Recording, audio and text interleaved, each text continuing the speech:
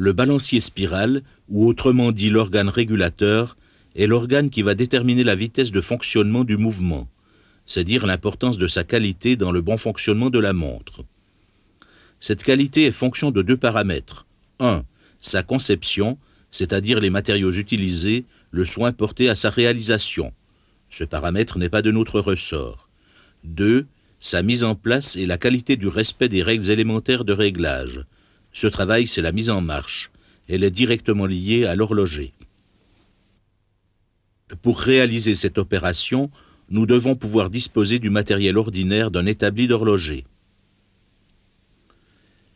Le mouvement doit être correctement monté, le ressort de barillet légèrement sous tension, le rouage parfaitement libre, l'achevage correctement réglé, posé et contrôlé. La montre ne fonctionnera correctement que si tous ces éléments sont établis. À ce niveau, le couple balancier spirale est assemblé. Le piton est à sa place, fixé dans le porte-piton, le spirale entre les goupilles de la raquette régleuse. Pour la mise en place de ces éléments, visionnez les modules achevage mis en conformité de l'organe régulateur. Le balancier est équipé d'un double plateau sous sa face inférieure, muni d'une ellipse en rubis. Cette ellipse devra travailler avec l'encre, c'est elle qui reçoit l'énergie nécessaire à l'activation du balancier spirale. L'encre est positionnée contre une de ses butées. La force du barillet au travers de l'angle de tirage maintient l'encre contre sa butée.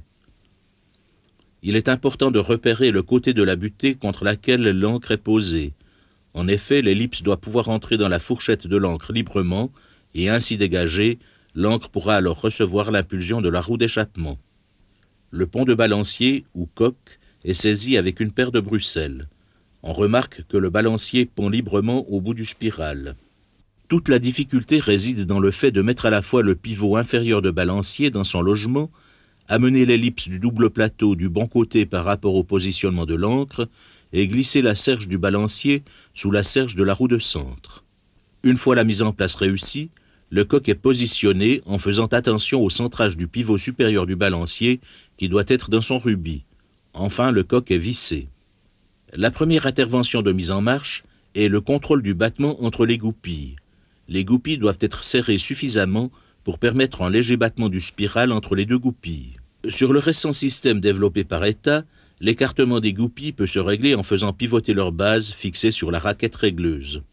Le spirale doit battre régulièrement entre les goupilles fixées sur la raquette régleuse. Le réglage s'effectue en saisissant le spirale très près du piton et en le pliant délicatement pour le remettre en place. Sur le récent système développé par la firme ETA, le piton doit être déplacé en rotation sur son axe vertical afin de recentrer le spirale entre les goupilles. Le second point à contrôler est le centrage au coq.